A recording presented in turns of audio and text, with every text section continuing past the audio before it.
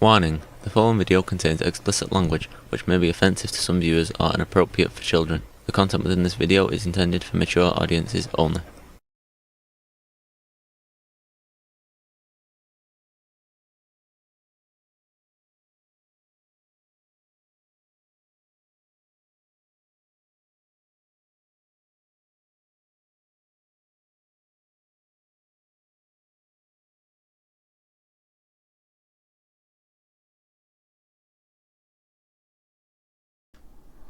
Hello and welcome to this video. I hope everyone out there is having fun, enjoying life, and being a generally good person.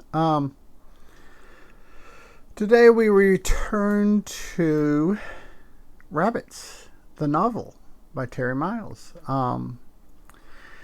This has been an interesting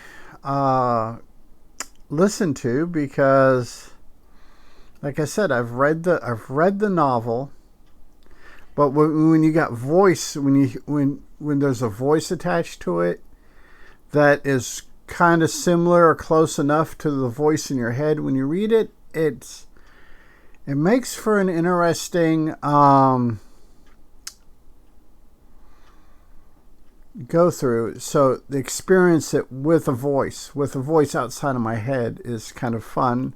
And it's kind of like experiencing for the first time with all of y'all out there. So, let's get into this. My mouth was suddenly extremely dry. I'd always attributed that sick feeling to the fact that we were speeding down that country road completely blind. Oh yeah, we're getting backstory cool. But when I think back to that time now, I'm not sure that was it. Something felt off in that moment. Different somehow.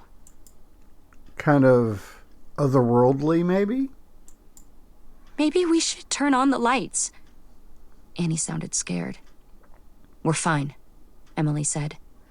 When she'd switched off the headlights, the road was straight as far as the eye could see, but we'd been driving for quite a while since then. I crossed my fingers and hoped that we weren't about to hit a curve.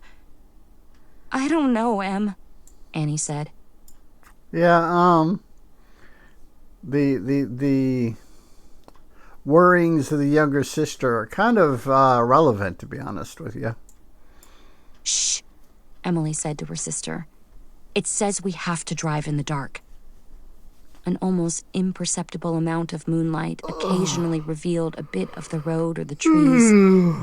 I chose to believe Emily was using that light to keep us safely on the road. Yeah, let's hope anyhow. There. Emily leaned forward. Did you hear that? I did hear something. Almost imperceptible at first, but it was there. A woman's voice. Just as I was about to ask Emily if she'd heard the same thing, a loud buzzing filled the inside of the truck. Emily yanked the lever. The headlights flooded the road ahead of us. Annie screamed, and the world exploded in a brilliant flash of light and... Yeah, that wasn't probably expected, would be the word. Well, it would be an understatement, but it's a word. Glass.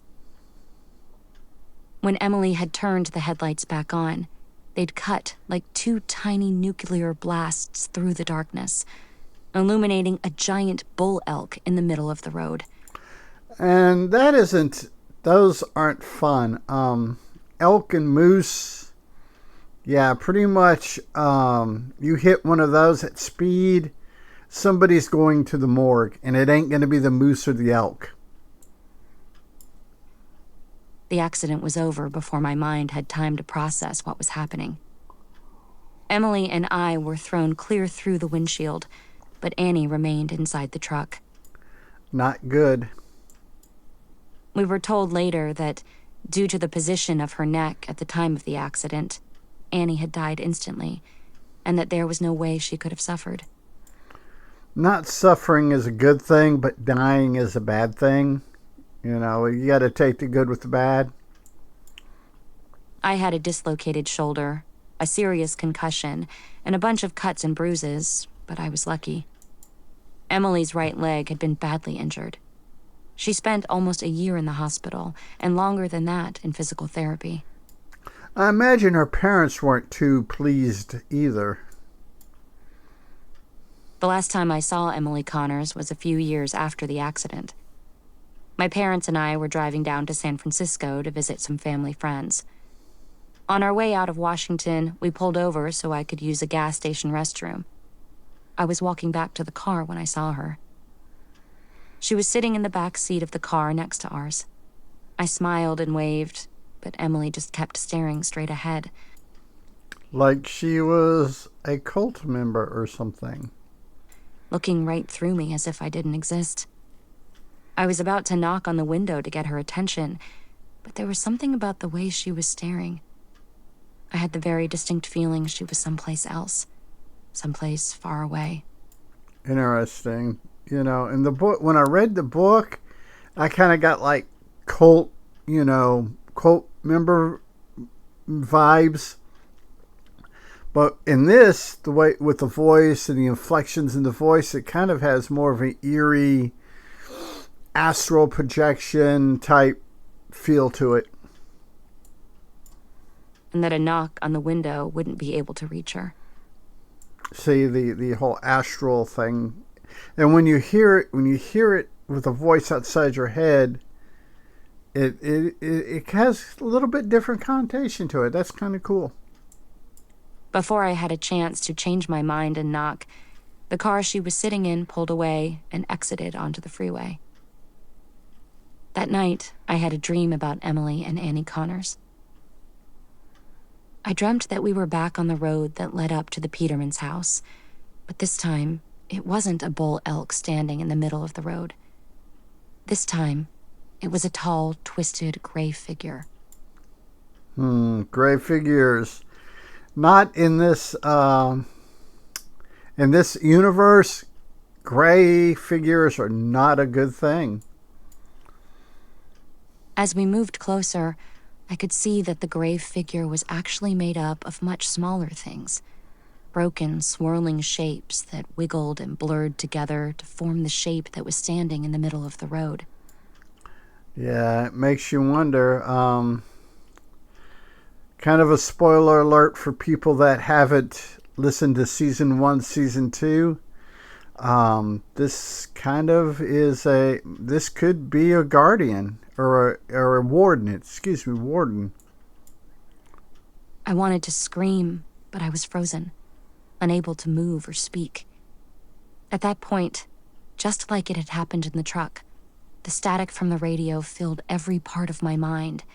My head began to ache, and it makes you wonder if that's when she was initially called to the game, or the game sought her out. my mouth dried up.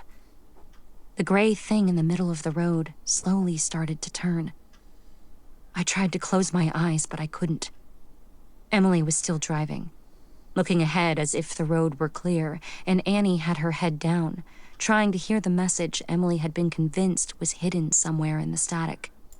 Yeah, too bad you couldn't record off of a car stereo back then. You would have to have an external recording device with a microphone. At this point, everything slowed down. The buzz and static from the radio became deafening, and I felt the strange hum complete some kind of horrible circuit in my mind and body. Yeah. That kind of makes me wonder if that was maybe the game reaching out to her or drawing her in originally. I thought when I originally read it that it maybe Emily had crossed a boundary or something somewhere, which could still possibly be, but and they sent a warden after Emily. But if they would have sent a warden after Emily, they would have got. I mean, there's absolutely no telling. But this has more of a feel of Kay being called into this universe, being called into this game. The truck continued speeding forward, and just as we were about to slam into the gray figure, I finally saw its face. Or at least the place where a face should have been. Yeah, I mean, as much of a sci-fi horror trope that is, it's still a good one. That's the reason why people still use it. There was nothing but dark, empty space. This is when I heard the woman's voice. The same sound I'd heard cut through the radio static that night in the truck. In a voice like dry, sharp, crackling fire. Yeah, not a particularly good, memorable thing. She said the words. The exact same words I'd heard her say on that road back in 1999. She said, "The door is open." And for those of us who have